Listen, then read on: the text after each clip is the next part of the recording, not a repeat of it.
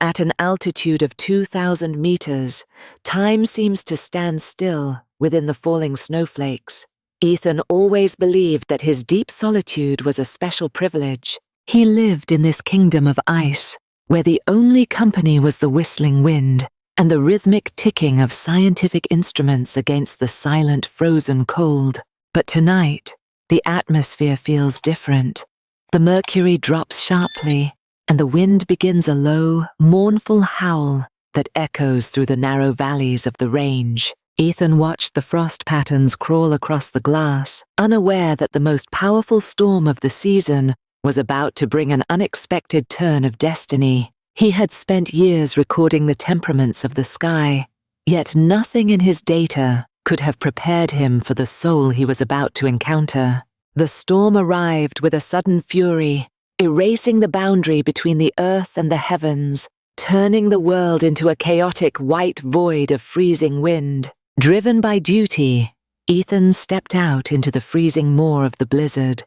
The cold was a physical weight, pressing against him as he fought for breath. Every step was a struggle against the invisible wall of the wind.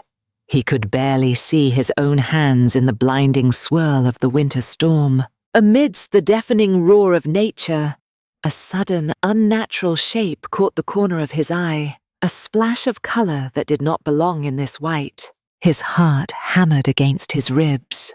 There, beneath the skeletal branches of an old pine, lay a person, nearly invisible under the rising tide of white snow. It was Clara, a wandering artist who had lost her way. Her sketchbook, filled with unfinished dreams, lay scattered and broken on the freezing, unforgiving mountain floor. He found a faint, flickering pulse, a fragile spark of life in the center of the storm.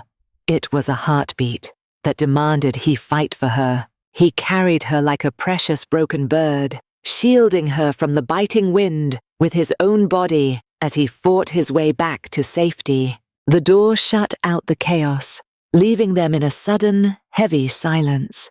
In that small room, the battle for her life was only just beginning.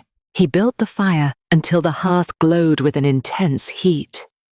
The orange light began to chase away the deathly blue shadows of the night. The ice melted away, turning into soft steam. Slowly, the warmth began to seep back into her bones, fighting the deep, internal chill of the storm. He prepared a pot of tea, the scent of cinnamon and spices filling the air. It was a smell of home and safety in a place. The spicy aroma acted like a gentle anchor, bringing a sense of reality back to the cabin as the storm continued to rage against the walls. He waited by her side, the tea steam rising as a silent offering. Every breath she took felt like a small victory against the coldness. When she finally opened her eyes, she found herself in a cocoon of wool and light. The terrifying white void had been replaced by a glow. Their gazes met through the thin veil of rising steam. In that moment, the distance between two strangers vanished, replaced by an unspoken bond of survival. Her fingers were still stiff from the cold, but as they touched the warm mug, a shiver of life ran through her, reconnecting her again. The cinnamon tea was more than just a drink. It was a liquid embrace, a reminder that the world could still be kind and warm. The small cabin had never felt so full.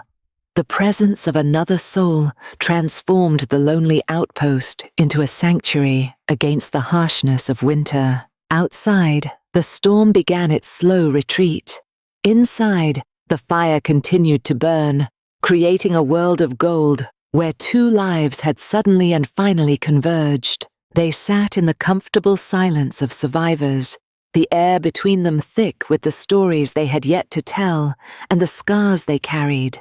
Clara spoke of her lost inspiration, of how the colors had drained from her life after a great loss, leaving her wandering in search of something. She had come to the mountains to find the end of her sorrow, only to find that the cold only mirrored her own internal emptiness. Ethan shared his own reasons for seeking the high peaks.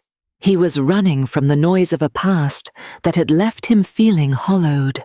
He had chosen isolation to heal his heart, but he realized now that he had only been hiding from the things that make life truly beautiful. They spoke of their scars not as burdens, but as maps of where they had been. Two lonely souls finding a strange harmony in the dark. For the first time in years, the cabin was filled with the sound of laughter, a melody more powerful than any storm that raged outside. It was a simple touch, but it carried the weight of a promise. In the middle of the snowy forest, they were no longer alone. Morning arrived with a breathtaking clarity. The storm had passed, leaving behind a world that looked fresh, clean, and full of new and bright possibilities. The air was pure and cold, but the sun felt warm on their faces. The mountain was no longer a place of fear, but a canvas. Clara began to draw again, her charcoal moving with a grace she thought she had lost. The mountain was finally giving her the colors she needed. Ethan watched her work, realizing that his station was no longer just a place of observation, but a home where two hearts had finally found peace. As the sun rose higher, they knew that while the scars remained, they would never be cold again, for they had found the fire within.